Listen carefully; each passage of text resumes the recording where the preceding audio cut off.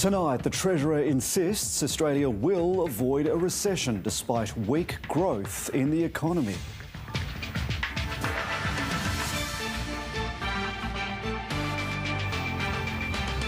The Premier pledges $450 million to keep Sydney's ageing Tangara fleet chugging along. Prime Minister Narendra Modi claims victory in the Indian election, but his party falls short of expectations. John Blackman dies aged 76. The Hey Hey It's Saturday star is remembered for his quick wit and honesty.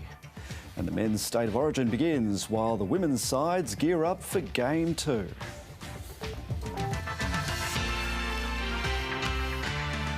Good evening, Jeremy Fernandez with ABC News. The Australian economy has come to a virtual standstill as households continue to juggle high costs of living and larger mortgage repayments. But it might have been worse had it not been for spending on big ticket events like Taylor Swift's concerts and the Melbourne Grand Prix. It's the recession Australia isn't having yet, and the Treasurer is clinging to the hope it won't arrive. Any growth is welcome in these domestic and global circumstances that we confront. Unlike the 1990s, this is a recession that Australia had to have. The record population growth is keeping Australia out of recession. But per person, we've gone backwards for 5 quarters in a row.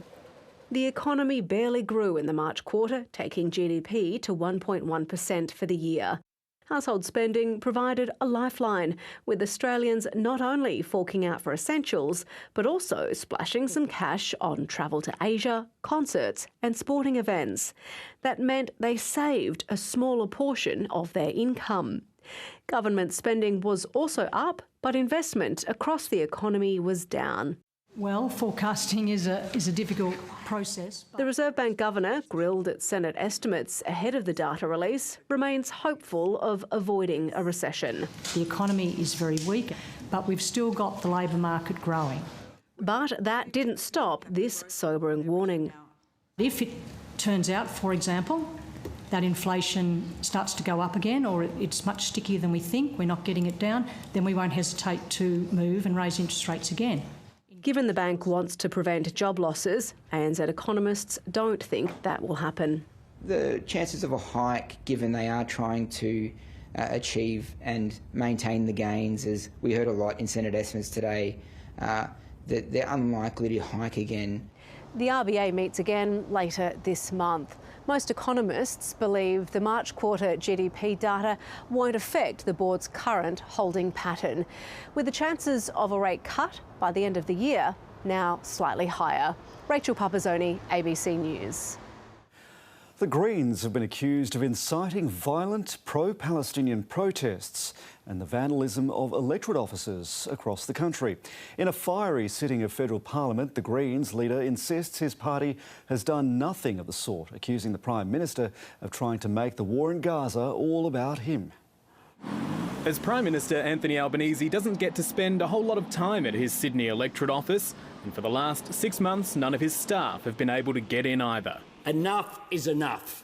Yeah. Frustration and anger over the picketing and vandalism of MPs' offices by pro-Palestinian protesters. Bipartisan blame for those accused of inciting it. The time for senators and members of parliament to continue to attend and inflame tension outside these offices must end. Yeah. The offices of elected members of parliament being targeted with red paint, with vile messages. The Greens should condemn it instead of condoning it. I will not be lectured to about peace and non-violence by people who back the invasion of Gaza.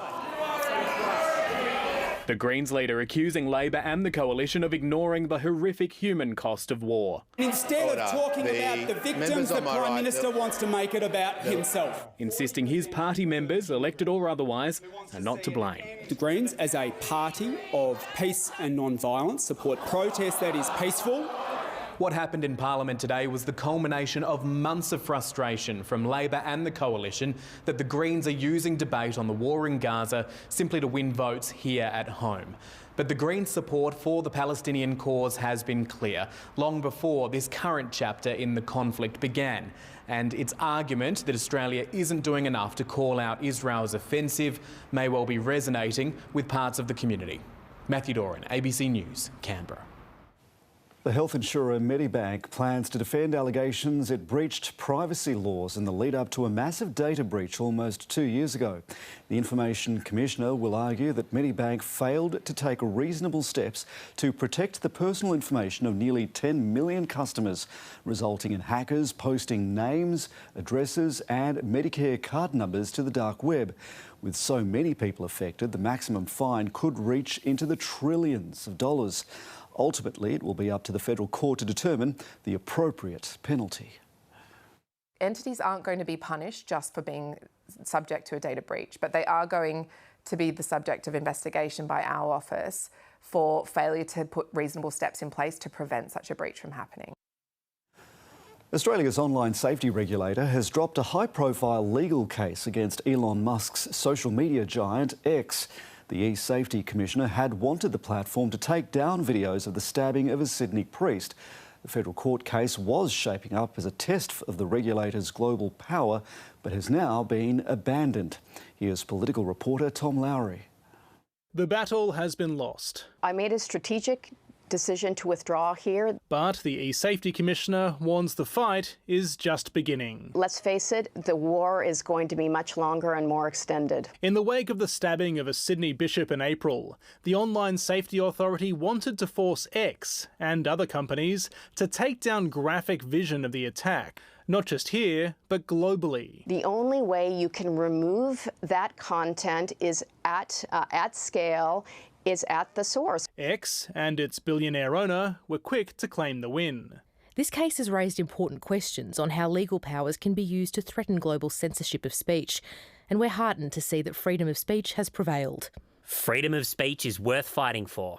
Elon Musk took a personal interest in the case. Julian Mangrand says that carried consequences. He issued a dog whistle to 181 million users around the globe, which resulted in death threats directed at me. We back the e-Safety Commissioner, particularly in light of the reprehensible threats to her physical safety and the threats to her family. It is an absolute disgrace that she and her family have been subjected to this online abuse. This case was being closely watched as a test of a domestic authority's power to regulate a global space. Some have argued it would have been a hard one for the e-Safety Commissioner to win, and others hope highlighting the regulator's lack of power might push governments into action. It may end up that the case for change will be proved by losing in court rather than by winning. Media giant News Corp wants social media platforms to have to abide by a social licence. Essentially, a new set of tougher regulations and obligations as to how they operate in Australia. It's time for them to play by our rules. Given recent experience, that might be easier said than done. Tom Lowry, ABC News, Canberra. The Premier will spend nearly $500 million to keep some of the state's oldest trains on the tracks. Chris Minns says the ageing Tangaras could be needed for another 12 years, while a new homegrown replacement fleet is built. It was billed as the Train of the Future, a celestial sleigh transporting the state into the 21st century. At the public launch in 1988, Labor Premier Barry Unsworth was basking in its glow. We're very proud of the Tangara. It's the biggest contract that the State Rail Authority has ever let. 36 years later, hey boys, another Premier's hoping to squeeze another decade out of the trains.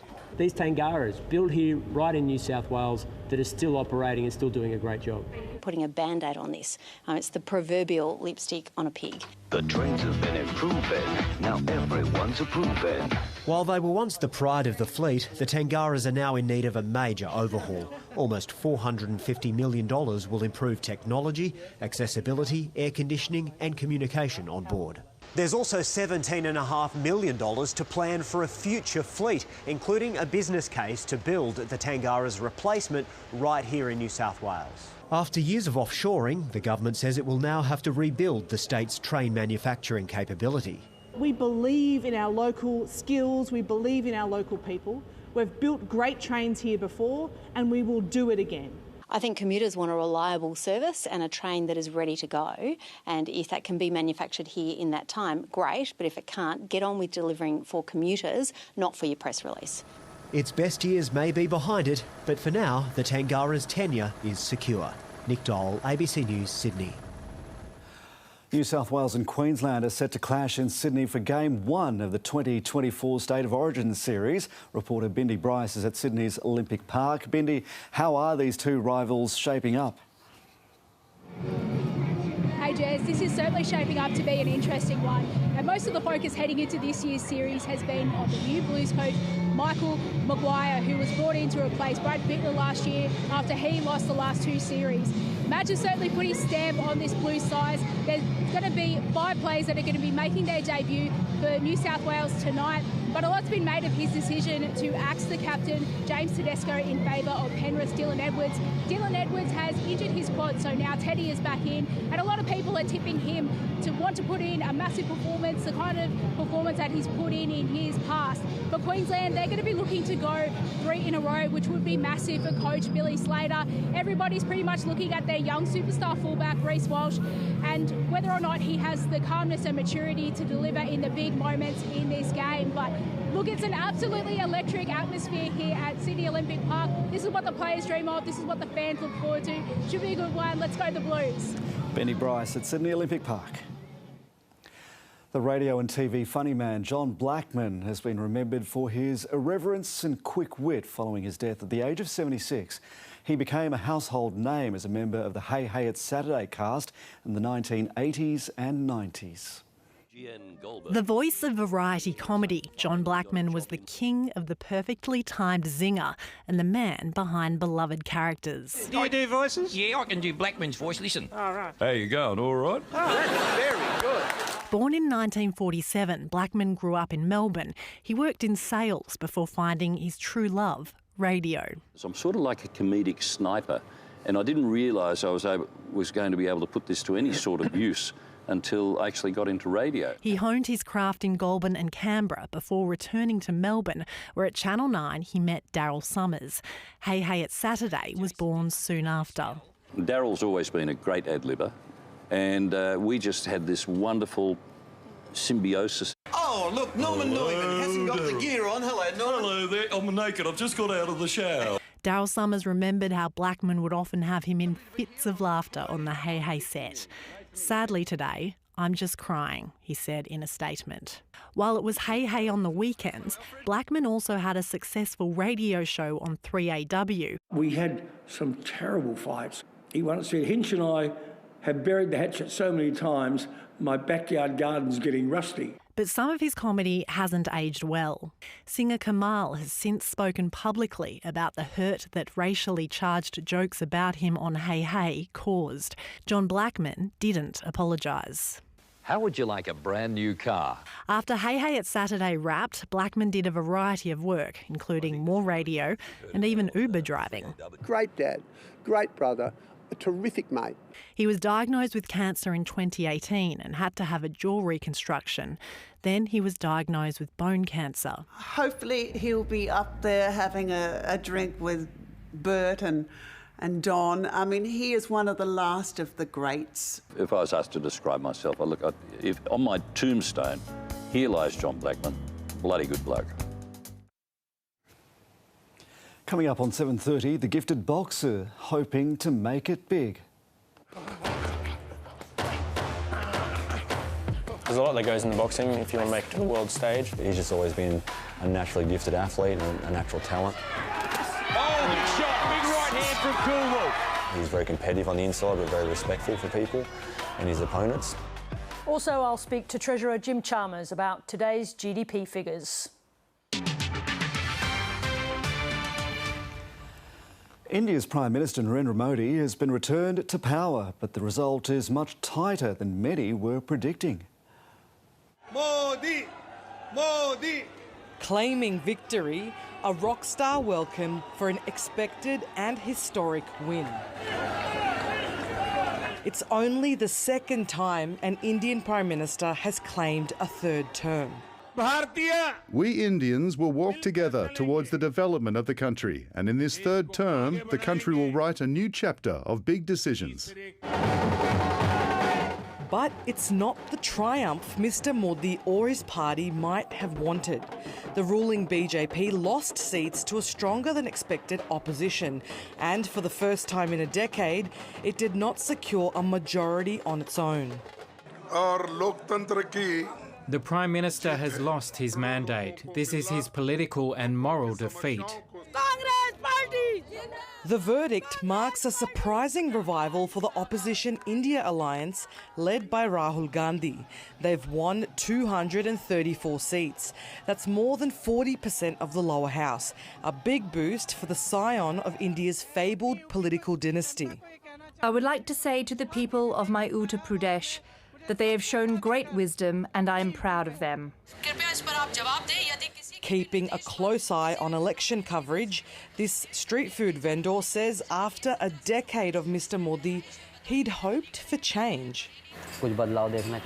Business is down, unemployment is there, the cost of living keeps rising. What are we supposed to do? The PM is known for his strongman, decisive politics.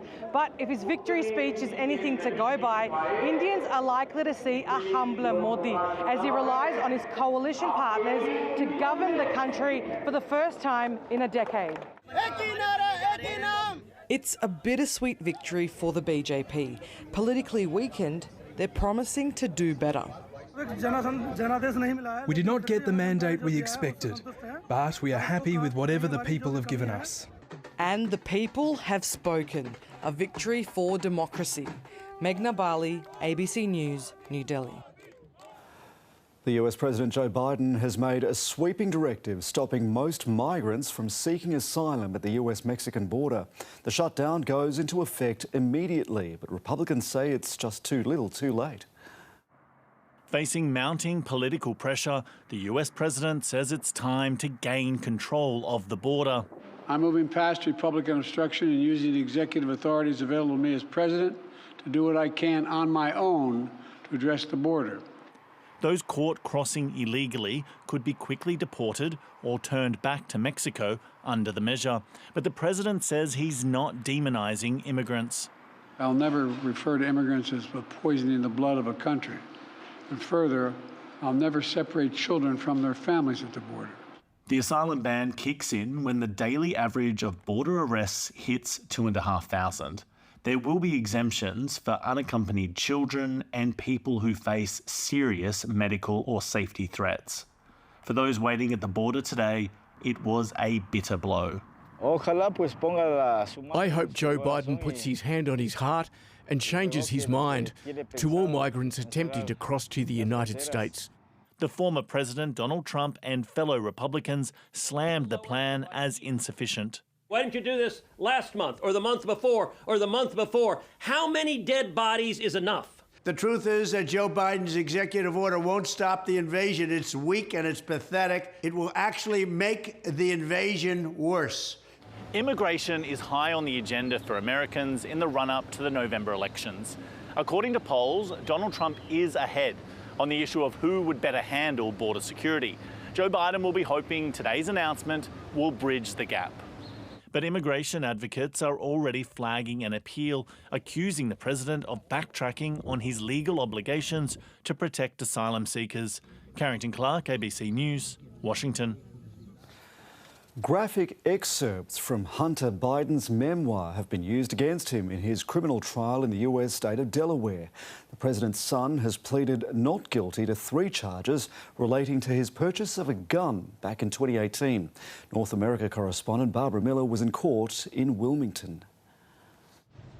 Hunter Biden arrived at court to hear his own words turned against him.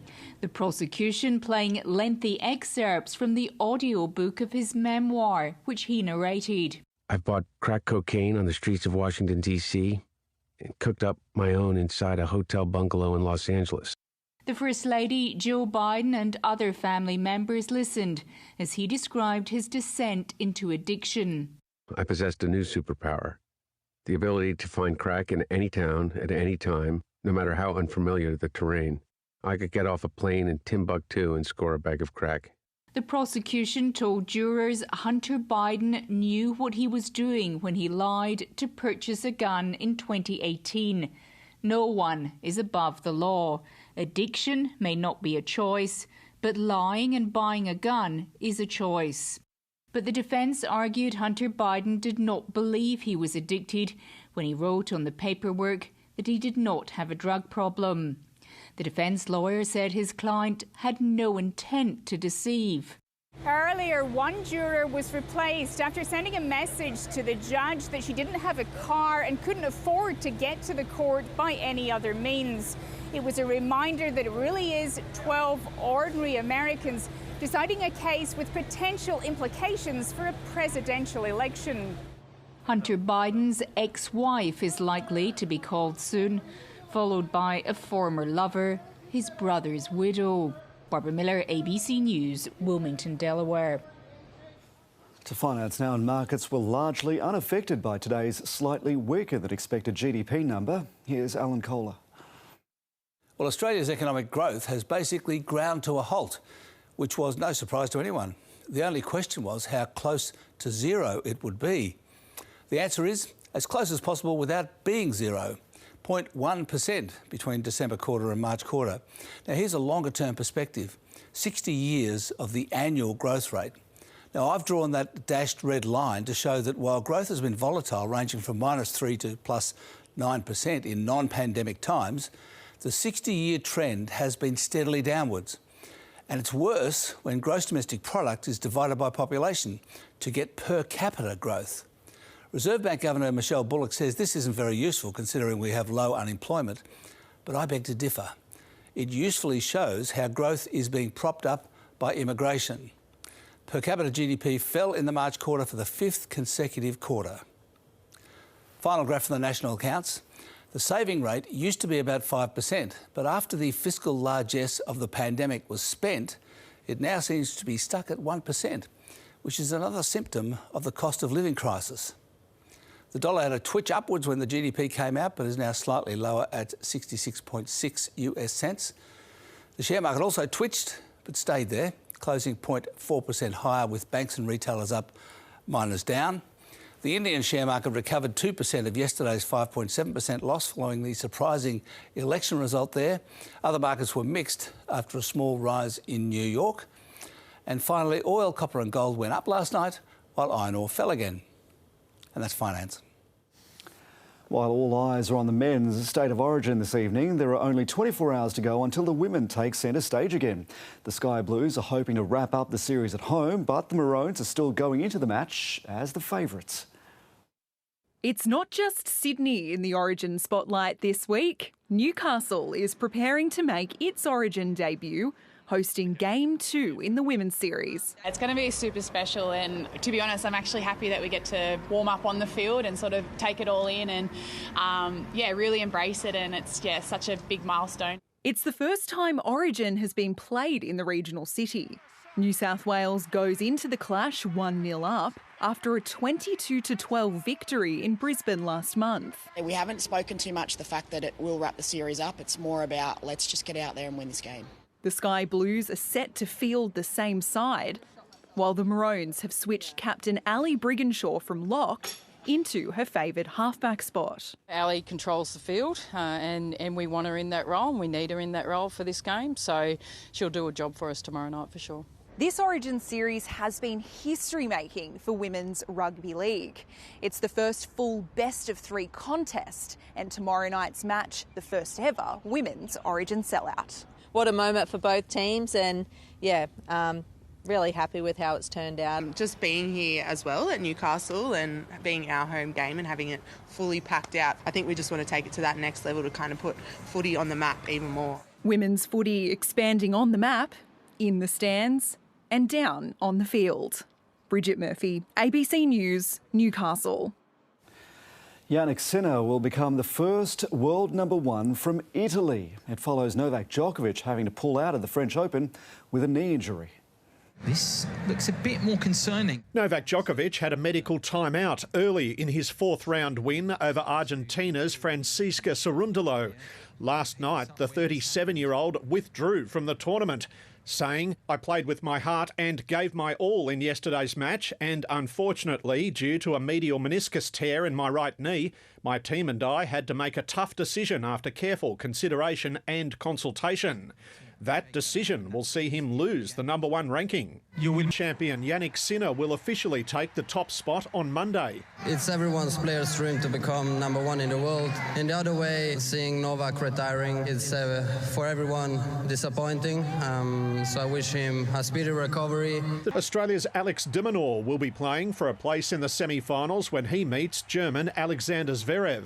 It's not just myself. I think it's just the whole country is showing what we can do. Will face American Coco Gauff in the semi-finals. Duncan Huntsdale, ABC News. The Royal Australian Mint has unveiled its most anticipated coin release of recent times, featuring Australia's favourite family of blue heelers. The $1 coins, dollar bucks, will feature Bluey, the heelers and the grannies. They'll be available individually and as a set of 3 from tomorrow. Just 30,000 of each will be minted, but they won't go into general circulation. Demand is expected to be so great, the Mint is encouraging people to register for an online ballot. Take a look at the weather now. And Tom, we've got another major rain event on the way. Jeremy, that could be the last we see of the sun for a few days as heavy rain returns.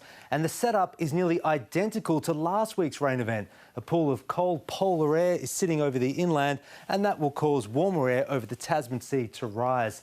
That will lower the surface pressure and lead to the formation of another offshore low. Now, the heaviest rain tomorrow should be around the Illawarra district, followed by further widespread rain Friday and Saturday along the southern and central coast and ranges. Over 4 days, parts of the coast can expect in excess of 100 millimetres, with pockets even closer to about 300 millimetres. That's triggered a flood watch from the Hawkesbury to Moruya, including the risk of moderate flooding around the Sydney region. A severe weather warning for flash flooding is also enforced for tomorrow. That's mostly around the Illawarra. And the rain continues, one of Sydney's wettest starts to a year on record. Now, our total at Observatory Hill already exceeds 1,000 millimetres. That's edging close to the annual average, less than halfway through the year. Although for now, we are still well below the record wet 2022. Sydney was mostly cloudy today with light showers over the southern suburbs. The city reached 19. That was 2 above the average. However, after a cooler start, overcast skies kept Campbelltown to just 14, and that was 4 below. On the radar, thankfully, showers around Sydney are still mostly to the south, meaning it's looking dry for now at Olympic Park for State of Origin 1. Statewide minimums were cold in the north, -4 degrees at Glen Innes. Today's maximums were very low over parts of the west. Coonamble only managed a high of 10. And that was due to abundant cloud cover and light rain. Now, that cloud is gradually thickening over the state as our Tasman low develops offshore, and that low will head towards the coast tomorrow. Now, around the country, rain ahead for Canberra, heavy rain and severe storms in Perth.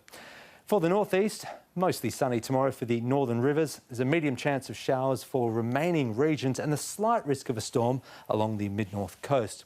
For the southeast, widespread rain tomorrow, heavy falls around the Illawarra and adjacent parts of the south coast, along with the southern and central tablelands. Also the risk of severe storms for the Illawarra with dangerous flash flooding. To the west, showers are likely across the central west slopes and plains and the adjacent regions. It should be a mostly dry day elsewhere. On the waters, strong winds for the southern coast and seas climbing up to 2.5 metres. Now for Sydney, cloudy with a high chance of rain. We could see anything from 20 to about 50 millimetres. Light winds and a temperature range of 12 to 18 for the city. Highs reaching 17 for most other suburbs. The sun will rise at 6:53 and ahead. Showers and the risk of a storm on Friday, 18 to 19. Those showers will ease back to just a shower or two Saturday, 20. Then partly cloudy but dry for Sunday and also public holiday Monday, Jeremy. Tom, thank you. Here's Sarah Ferguson for you now, standing by with 7:30.